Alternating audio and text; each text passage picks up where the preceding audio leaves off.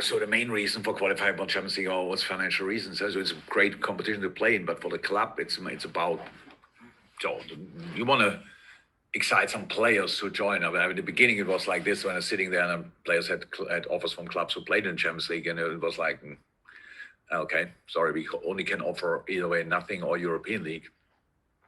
But apart from that, it's always about finances. This year, there's no difference, I would say. So, of course, it would be very important. Yes, absolutely.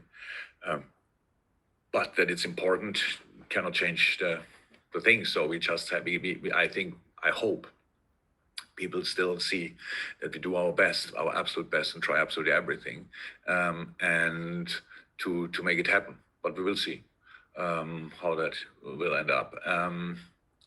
Yeah, that's it pretty much. So if you ask me, so it's not that the owners or whatever called me and said, if you don't qualify for Champions League, then this or that will happen. Because we are all together in this situation, we all understand the situation, and so it's they know that we try absolutely everything to qualify for Champions League again. That's clear. Thank you.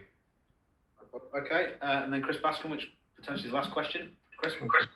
Yeah, sorry in advance, because Matt kicked me out when you were answering the last question, so you repeated the same thing. It was about Thomas Tuchel again. When you look at his sides, do you see your own teams reflected back, or is that too easy? Because you're both from Germany, you both play attacking football. Is it? What do you see in his side that might be the same or different to yours?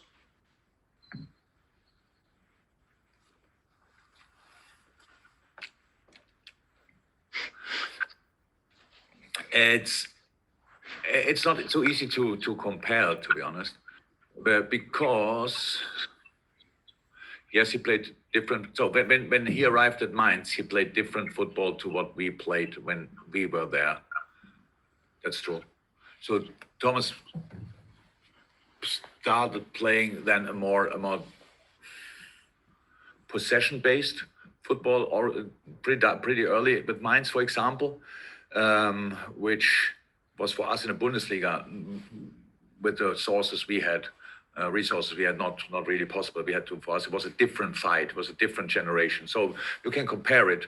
So he has a much better record than I will ever have at Mainz, for example. So plus winning much more Bundesliga games than I, when we ever won. It was just different times. You can compare it, or you don't do it, whatever you want. That's completely fine.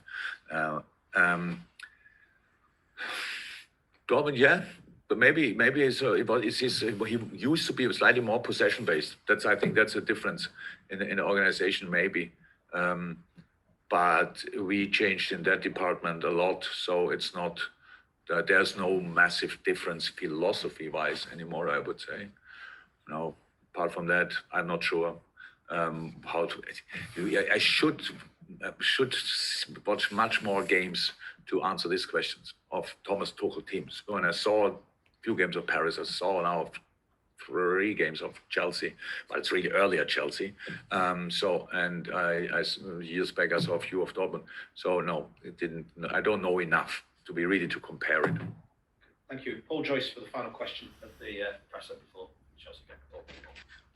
Jurgen, against Sheffield United, it looked like there was maybe a few tweaks in the formation.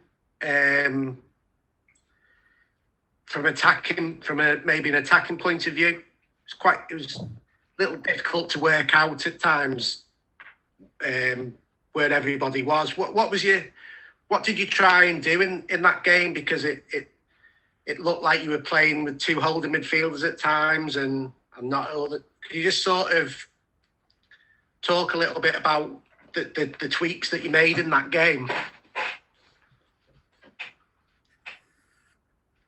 It was about, in the end, it's the answer. It was about bringing enough players involve enough players in the finishing, in the creating situation, and then in the finishing situation. So that's it.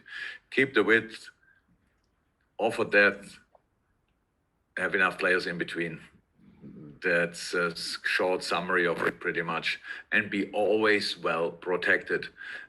So that's it, pretty much. Because yes, we had to be dominant in the game. We had to be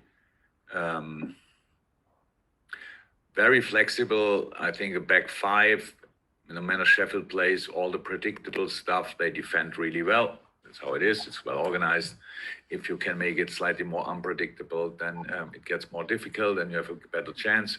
So that's why I like the first half a lot, because because the chances we created were actually exceptional. So and were kind of based off that formation. If you want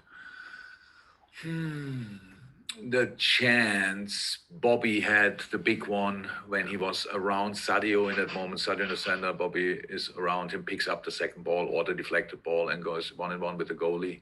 These kind of things. When we scored the goals, we had enough bodies in the box, even when we only one scored the goal, obviously. But when you see the pictures back, you see we have enough players, and what we needed that day. So very often it ends up in these kind of games where you're really dominant possession-wise, that in the end you have a lot of players who are involved in creating and not enough involved in finishing. And so that's what we tried to change for this game.